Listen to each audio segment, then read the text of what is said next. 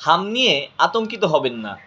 Medical science বলছে যাদের হাম এবং রুবেলার প্রথম ও দ্বিতীয় ডোজ ভ্যাকসিন সম্পন্ন করা আছে তারা 99% পর্যন্তই নিরাপদ, এবং যারা শুধুমাত্র প্রথম ডোজ সম্পন্ন করেছে তারাও অনেকাংশে নিরাপত্তা পায়। এবং ভ্যাকসিন সম্পন্ন করা শিশুরা হাম আক্রান্ত হলেও তাদের কোনো প্রাণঘাতী জটিলতা সৃষ্টি হওয়ার সুযোগ অনেকটাই থাকে না, তারা ইনশাআল্লাহ সুরক্ষিত থাকবে। আতঙ্কিত হবেন না। শিশুর যদি 4 দিন ধরে জ্বর এবং গায়ে লালচে লালচে ফুসকুড়ি দেখা দেয় তাহলে অতি দ্রুত ডাক্তারের শরণাপন্ন হন, ডাক্তারের পরামর্শ অনুযায়ী যত্ন করুন। আতঙ্কিত হবেন না। এবং যারা অবহেলা করে বা কারোর প্ররোচনায় পড়ে শিশুকে ভ্যাকসিন দেওয়া থেকে বিরত রয়েছেন তারা ভবিষ্যতে এমনটি করবেন না।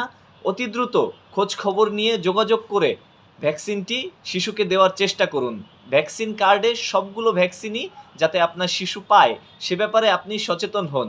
আপনার শিশু হাম রুবেলার ভ্যাকসিনটি পেয়েছে কিনা তা দেখতে তার টিকা কার্ডটি মাঝ দিয়ে খুলুন, খুলে একদম ডান পাশের সর্বশেষ কলামে খেয়াল করে দেখুন যে এরকম 2টি তারিখ দেওয়া আছে কিনা। যদি 2টি তারিখ দেওয়া থাকে তাহলে বুঝবেন সে হাম ও রুবেলার 2টি ভ্যাকসিনই পেয়েছে এবং ইনশাআল্লাহ সে সুরক্ষিত থাকবে, নিরাপদ থাকবে। ভ্যাকসিন নেওয়ার ক্ষেত্রে অবহেলা করবেন না, প্ররোচিত হবেন না।